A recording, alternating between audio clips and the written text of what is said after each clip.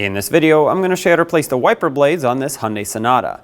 The driver's side takes a 24-inch blade and the passenger side a 20-inch blade, so make sure you have the right lengths. Let's get started. To begin, lift up on the wiper arm. Now, depending on what wiper blade you currently have installed, you may have a cap like this one that locks it in, or you might have some tabs that you pinch, or you might even have a tab on the back side. It just really depends. In my particular case, I have to hold this cap open, pry this backwards, and push it down.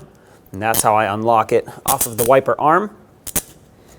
Now at this point, do not let go of the wiper arm. If it falls, the metal end will hit the windshield and crack it. So with your new wiper blade ready, slide it on. Make sure it clicks, just like that, seats fully and locks in. And on the blade side, you'll see this plastic cover that goes on the rubber blade.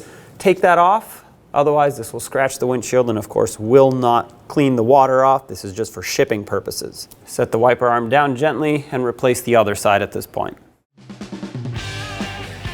When only the best will do, demand TRQ. The only company that lets you view before you do. TRQ is committed to offering the highest quality aftermarket auto parts that are engineered for peace of mind. Thanks for using and viewing with TRQ.